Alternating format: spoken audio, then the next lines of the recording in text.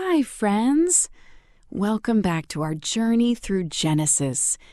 Today, we're diving deep into Genesis 21, a chapter packed with long-awaited joy, messy family tension, desperate pain in the wilderness, and the surprising wideness of God's mercy. If you've ever waited years for a promise, wrestled with difficult relationships, or felt unseen in a dry season, this chapter speaks directly to your story. The long-awaited joy. Genesis 21, 1-7. After 25 years of waiting, God fulfilled his promise. Abraham was 100 years old, and Sarah was 90 when their son Isaac was born. The text says it plainly. The Lord visited Sarah as he had said, and the Lord did to Sarah as he had promised. Sarah's response is beautiful. God has made laughter for me. Everyone who hears will laugh over me. The same Sarah who once laughed in disbelief now laughs with joy. God didn't just give her a son, he redeemed her doubt and turned it into testimony. Takeaway: God's timing is rarely early, but it is never late. He arrives exactly when he intends. Joy meets conflict. Genesis 21, 8-14.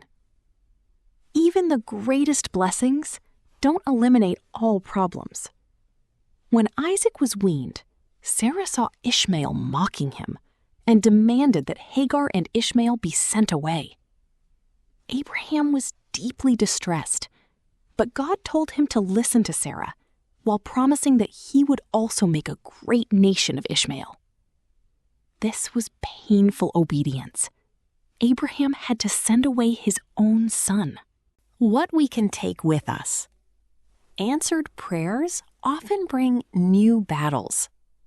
Growth and conflict often travel together. God in the desert.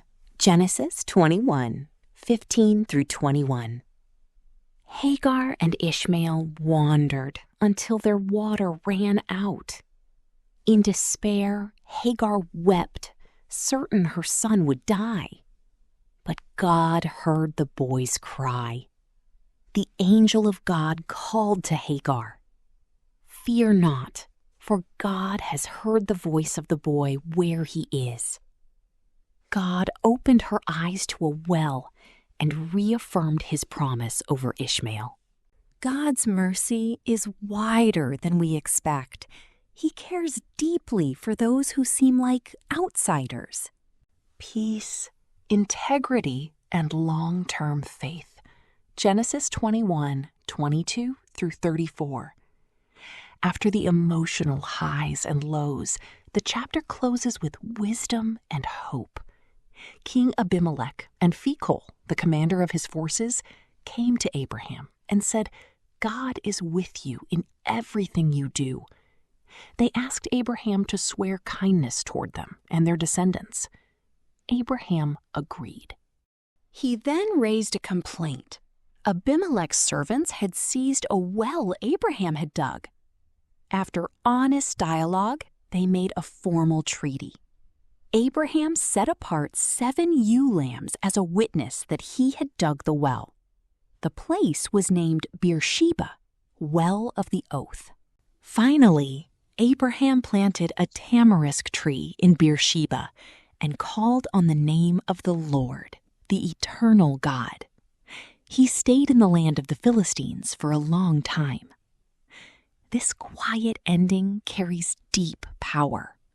In a foreign land, Abraham chose integrity, peace, and public worship. The tamarisk tree, slow-growing and deep-rooted, became a living declaration that God is faithful for generations. What this means for us today. 1. God's timing is perfect. Slow doesn't mean no. He arrives exactly when he intends. Second, blessings often bring new battles. Isaac's birth brought both joy and conflict. Answered prayers don't remove all challenges. Third, God's mercy is wider than we expect. He kept his covenant through Isaac, but also cared for Hagar and Ishmael. God sees the outsider. Fourth, obedience can hurt. Abraham had to release someone he loved. Sometimes faithfulness requires painful letting go. Fifth, live with integrity and plant for the future. Even in unfamiliar territory, Abraham pursued peace, resolved conflict honestly, and planted a tree for generations to come. We can do the same. In closing, we have so much to be thankful for. We have a Father who meets us in the wilderness and turns our tears into testimony. He keeps his promises, even though sometimes we have to wait a long time. Genesis 21 doesn't hide the hard realities, the long wait, the family drama, the near-death experience in the desert, but it reveals a God who works through imperfect people and whose compassion reaches farther than we can imagine. If you're walking through any part of this story right now, you are not alone. The same God who heard Ishmael's cry in the wilderness hears you too.